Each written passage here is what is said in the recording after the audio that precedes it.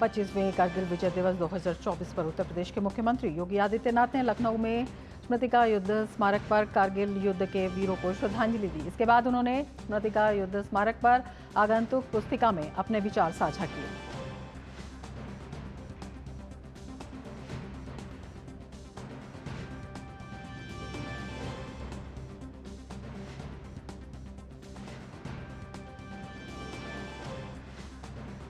कारगिल विजय दिवस की 25वीं वर्षगांठ पर भारतीय वायुसेना ने सोशल मीडिया प्लेटफॉर्म एक्स पर एक वीडियो शेयर किया है।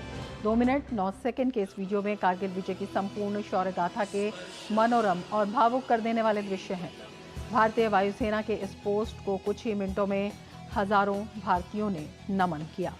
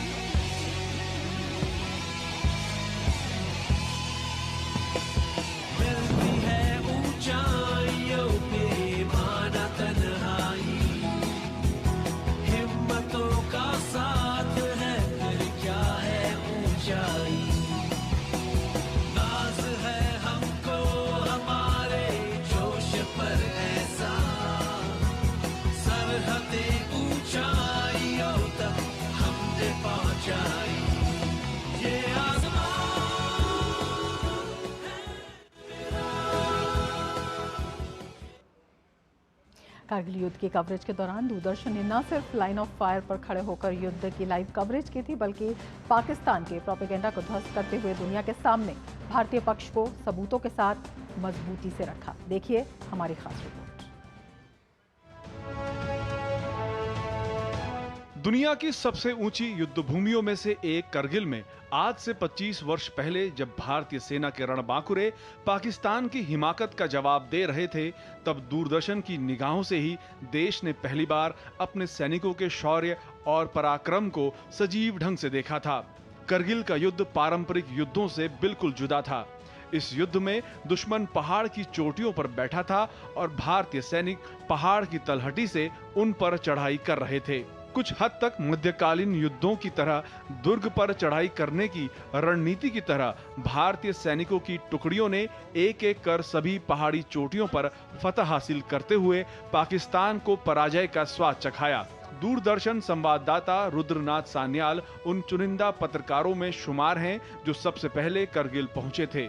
वे याद करते हुए बताते हैं कि करगिल का युद्ध सबसे भीषण तो था ही, लेकिन इसी युद्ध ने भारतीय सैनिकों की क्षमता और दक्षता का परिचय दुनिया को फिर से दिखाया। भारतीय सैनिकों ने दिखा दिया कि वे हर मुश्किल परिस्थिति में डटकर मुकाबला कर सकते हैं।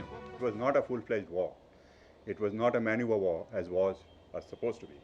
It was an interdiction warfare. Now, what is an interdiction war?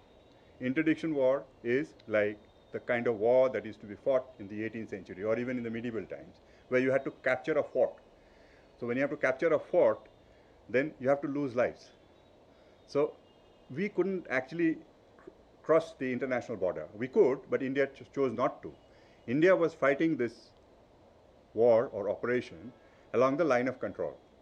And the Pakistanis had violated that in winter, occupied the peaks, which was supposed to be unoccupied, and then when summer, the snow melted, they took advantage of it, and from that height, they took the advantage and they started firing artillery shots at the Indian Army and the rest of the population. जून 1999 में करगिल अभियान ने यह भी दिखाया कि कैसे पाकिस्तान के मनोवैज्ञानिक हमलों को भारतीय सेना के त्वरित और साहसी पलटवारों ने पूर्ण रूप से विफल कर दिया। इसी के साथ दूरदर्शन ने भी अपनी कवरेज से साबित कर दिया कि ऑपरेशन विजय फुल फ्लेज मैन्यूवर वॉर नहीं था, बल्कि इंटरडिक्शन वॉरफेयर का उदाहरण था, जहां भारतीय सेना को एक पहाड़ नहीं बल्कि ढेर सारी पहाड़ियों पर चढ़कर जीत हासिल करनी थी। दूरदर्शन जब पहुंचा, वो जाके कारगिल जाके देखा, फिर वापस आए हम लोग। द्रास जो सीन ऑफ एक्शन है, केवल द्रास पंद्रास नहीं था, और भी जगह था वो, जैसे कि बटालिक सेक्टर, फिर आपका मॉस्को वैली, वो सब भी था। तो उसी रेट में जो हम देख के गए थे, यार ये तो शेल तो एकदम ऊपर से जा रहा है पूरा, तो वहाँ जाके हम लोग करके वो समझाया। और ये कहना अनुचित नहीं होगा कि प्रधानमंत्री खुद, उनके वहाँ से फ़ोन आया जब हम लोग आए वहाँ वापस, तो हमें बुलाया गया। उन्होंने बोला बहुत अच्छा कवरेज हुआ, अटल बिहारी वाजपेयी जी थे प्राइम मिनिस्टर, क्योंकि दूरदर्शन आके समझाया वो, बिकॉज वो साइकोलॉजिकल ऑफिसर्स को ख़त्म कर दिया कि ये देखो ये तो इंटरडिक्शन वॉर है। अगर ये टाइगर, पहले दुनिया देखा कि टाइगर है क्या, टोलोडिंग क्या है, वो जो हिल है, वो जो पीक है, वो तो पीक एक पीक नहीं है, बहुत सारे छोटे छोटे पीक्स क्रॉस करके छोटा छोटा हिलॉक्स होता है, हिल्स होता है, फिर वो चीज़, तो उस पर टाइम लगेगा। वो 2 दिन 3 दिन में नहीं होता है, बिकॉज एयर सपोर्ट था, आर्टिलरी सपोर्ट भयंकर था, तो बहुत एडवांटेज था। लेकिन हमारे ब्रेव सोल्जर्स को, जवानों को, यंग ऑफिसर्स को जाके अपना झंडा गाड़ना था, उसमें टाइम लगा। आज पाकिस्तान को हारना पड़ा। एक मीडिया संस्थान के रूप में दूरदर्शन के लिए करगिल में ऑपरेशन विजय की कवरेज एक बड़ी चुनौती थी। भारतीय सेना की तरह दूरदर्शन ने भी न सिर्फ पाकिस्तानी प्रोपेगेंडा को ध्वस्त किया, बल्कि दुनिया के सामने करगिल की सच्ची तस्वीर रखी। दिल्ली से देवेंद्र रावत की रिपोर्ट, डीडी न्यूज। विजय दिवस हर भारतीय के लिए सम्मान और गौरव की बात है। विजय दिवस भारतीय सेना के साहस और शौर्य की गाथा भी है, जिसने कारगिल युद्ध में पाकिस्तान को चारों खाने चित्त कर दिया। कारगिल युद्ध उन जांबाज भारतीय सैनिकों के साहस और बलिदान की भी गाथा है, जिन्होंने इस युद्ध में अपने खून का आखिरी कतरा देश की रक्षा के लिए न्यौछावर कर दिया, और जिनकी चर्चा के बिना कारगिल युद्ध की विजय गाथा पूरी नहीं हो सकती। कारगिल युद्ध में असाधारण साहस और बलिदान के लिए 4 बहादुर सैनिकों को परमवीर से सम्मानित किया गया। आज हम कारगिल युद्ध के उन शूरवीरों की बहादुरी के किस्से बताएंगे, जिन्होंने अपनी जान पर खेलकर दुश्मनों के छक्के छुड़ा दिए।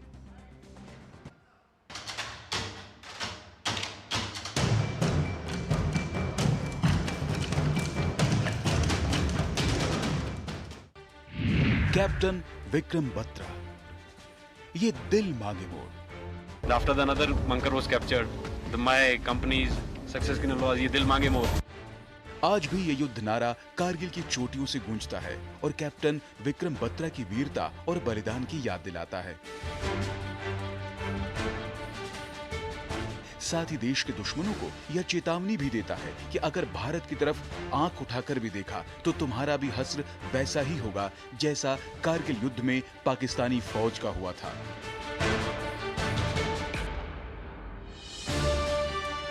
कैप्टन विक्रम बत्रा भारतीय सेना की 13वीं बटालियन जम्मू और कश्मीर राइफल्स के आर्मी ऑफिसर थे। कारगिल युद्ध के दौरान विक्रम बत्रा ने द्रास सेक्टर में 5140 पर दुश्मन के छक्के छुड़ाते हुए अपने कब्जे में ले लिए। इसके बाद उन्होंने पॉइंट 4875 पर दोबारा कब्जा करने में बेहद महत्वपूर्ण भूमिका निभाई। दुश्मन के ठिकाने को नष्ट करते हुए और अपने साथी को बचाने के क्रम में वो शहीद हो गए।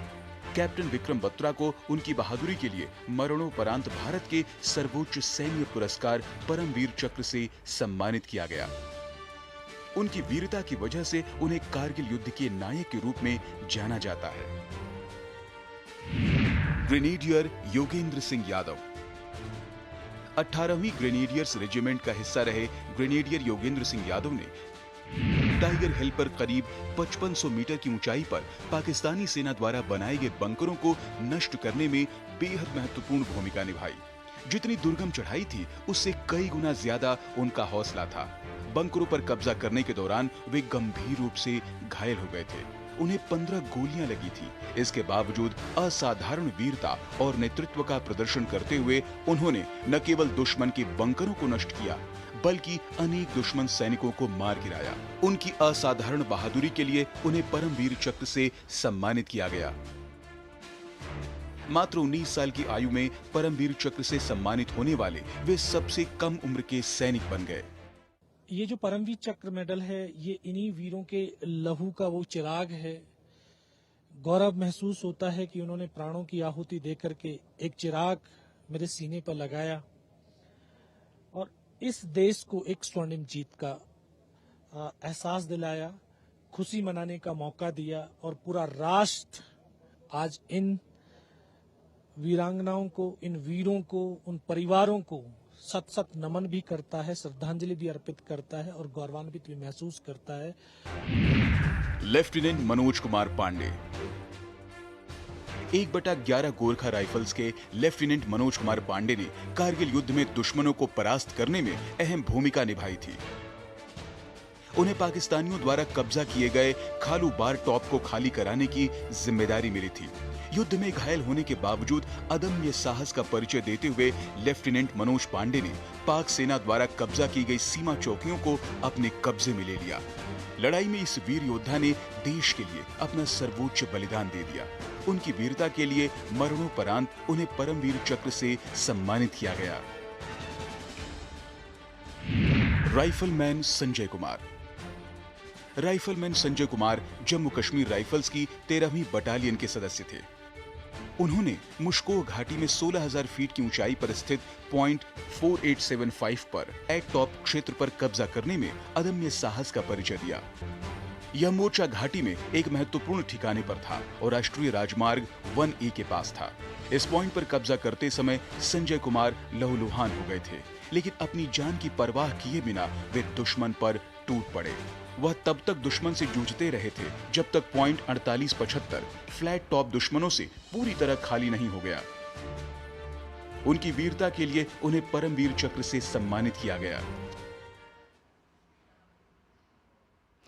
और कारगिल युद्ध के नायकों में मेजर सीबी द्विवेदी भी थे, जो कारगिल युद्ध में शहीद हो गए थे। शहीद मेजर सीबी द्विवेदी के परिवार के साथ द्रास में हमारे संवाददाता विशाल बैरिस्टो ने खास बातचीत की। मेरे साथ है मेजर सीबी द्विवेदी का परिवार, वीर नारी, उनकी दोनों बेटियां। आइए मुझसे बात करते हैं और जानते हैं। रजत जयंती है, आपकी आंखों में अभी से आंसू दिखाई दे रहे हैं मुझे। पहले भी हम बोले थे कि ये खुशी की और गम दोनों का आंसू है। ये एक्चुअली यहाँ आते हैं तो लगता है कि मेरे हस्बैंड यहाँ पे हैं और उनसे हम मिलने जा रहे हैं। मेजर द्विवेदी की वजह से हम यहाँ पर इस दिन को मना रहे हैं। आपके लिए कितना चैलेंजिंग था दोनों बेटियों को बड़ा करना? दुख में एक जो मेरा मतलब ये गए, मेरे हस्बैंड गए, उसके बाद शायद मुझे लगता है कि यही मुझे हिम्मत भी दिए कि दोनों को पालना है तो तुमको स्ट्रांग रहना है। और एक फौजी की बीवी होने के नाते हम लोगों को स्ट्रांग होना पड़ता है। तो यही है कि उनकी शक्ति शायद मेरे साथ थी कि मैं उस चीज को कर पाई। ये है वीर नारी के इमोशंस। उनके साथ उनकी बेटियां हैं। दीक्षा से हम पहले बात करेंगे। दीक्षा, छोटी बेटी आप हो तो पापा की लाडली भी आप जरूर रही होगी। आज का दिन एक बहुत बड़ा दिन है, किस तरह का इमोशन है? बहुत प्राउड फीलिंग है हमारे लिए कि हम यहाँ पे आते हैं और हम आसपास देखते हैं तो सोचते हैं कि ये आजादी, इस आजादी के पीछे मेरे पापा का हाथ है। मैं बोलती हूँ कि बहुत टाइम लगता है एक फैमिली जो अपने बहुत लव्ड वन को इस कंट्री के लिए सैक्रिफाइस करती हैं, बट थोड़े साल बाद वो फीलिंग प्राइड में बदल जाती है। कैमरामैन अनिकेत दुबे के साथ मैं विशाल बैरिस्टो, डीडी न्यूज, कारगिल। और मीडिया प्राइम में अब वक्त है एक ब्रेक का। आप देखते रहिए टीवी न्यूज।